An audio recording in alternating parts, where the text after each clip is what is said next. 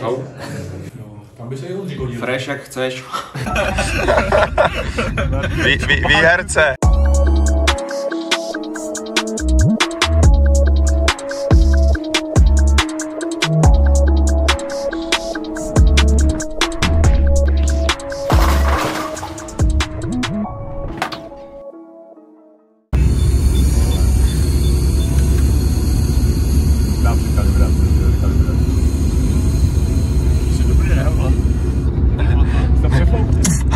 Říkám, já to rozbiju. Mě píče 1,40. Výherce, asi. Kontrolujeme, tam máčknu to tlačítko play, před chvilkou jsme chtěli něco natáčet a bratrovi se to nepovedlo. Výhercovi. Protože má 1,4 žíle, vole. Já to natočil, ale. Musíme být otočený. Není vám trochu děsno tam? Trochu až takokrát. Po 3 letech načínáme něco, co jsme našli v punču. Zainteresovaný z té hlavy vědí, co je punčo. Ostatní si to dozví časem. Potřebujeme se něčím srovnat. Na zdraví Ondřej.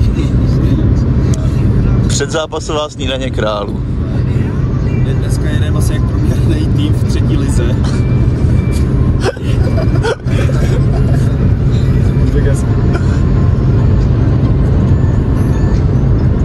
Sem budeme hrát líp než průměrný tým. To zvíše. To abyste vyhráli. Jardo, že jsi nepřijel na ples, to je velká nevýhoda teď pro nás. No, já půjdu tady jsem. Jako předpokládám, že máte protože plesová sezóna byla i u vás na tom, na zámku, takže. Je to tak. Šlechta samozřejmě musela. No, už jsem starší člověk, takže já už takových věcí neúčastním. Jarda, tak to na ty balí dohlídni, říká, neboj, to bude všechno v pohodě a já už jdu spát, ten starší člověk. To bych zahodil taky šel, ty, to se nebudu kousnout. Král, čopák, Razdíra, bravo, Ludák, Už mám bytu. Mikáč, Matula, Šibeček, Novák, jo? Je to takový vzpomínání na staré časy, kdy jsem pravidelně nehrával střízlivej. Když jsem byl zamykaný času, Jako je to plně odpočatej, tak si to dneska připomenem. Je to takový návrat do dorostu trochu, bych chtěl říct. Nebyl úvod, takže teď se můžete podívat, proč jsme dopadli tak, jak jsme dopadli.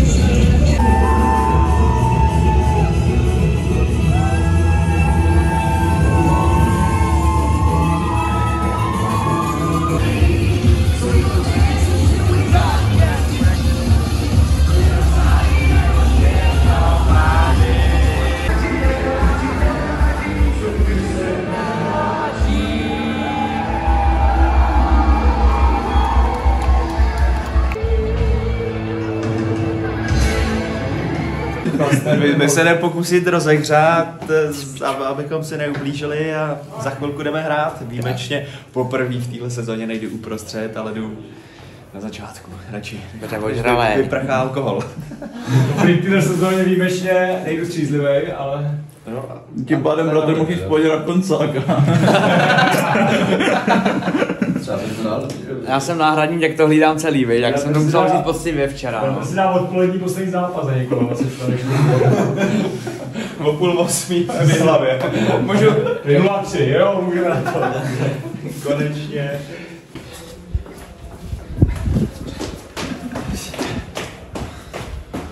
Třeba se trošku zahřát. Ještě dneska není problém. Já jsem neměl pozici vítr v bedně, ale vítr ve střevech. Máš s tím problémy? Od narození.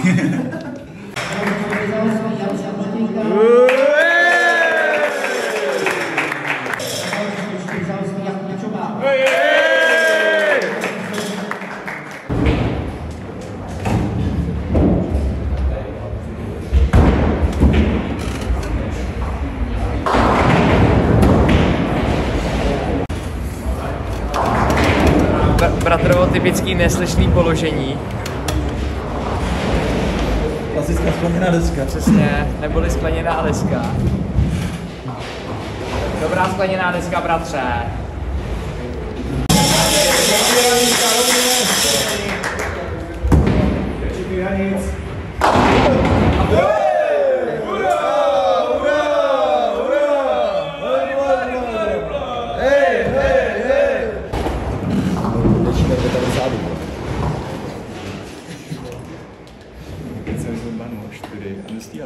Na 4 by si měl 25 hodin.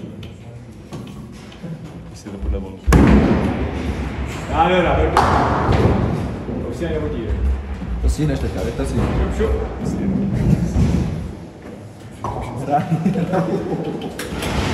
Azej. Ne, dej, to dělej, vole, dělej. Jak Už má to to?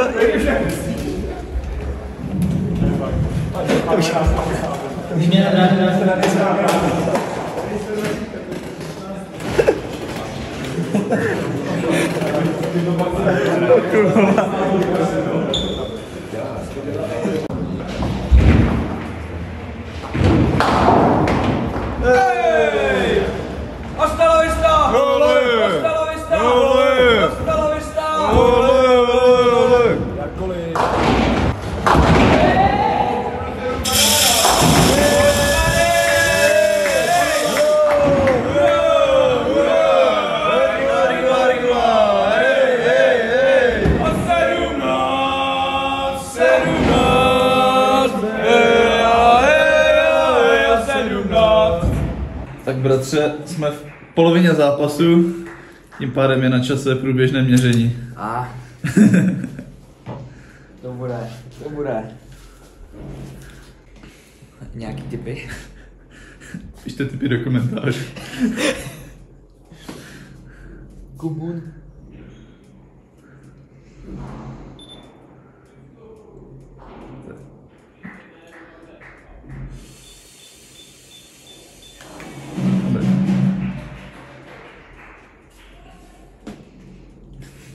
Tak co? Co tam bude? A už rovnou pade. Já už jsem vlastně střízlivý.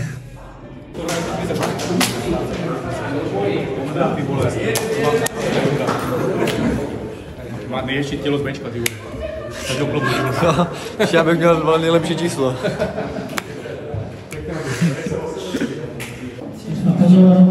Další místo je zvyklání předních žokařů Divižů, situací KKR, celostní KPI. V dnešním zápase vítězí hosté získali poměrem bodu 5-3. Nejlepší hráč hostů Daniel Brown 625.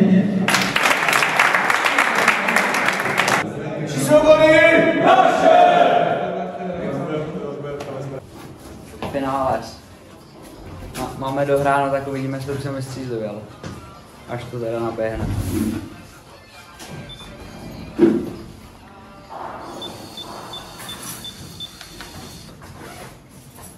Uká, bratře.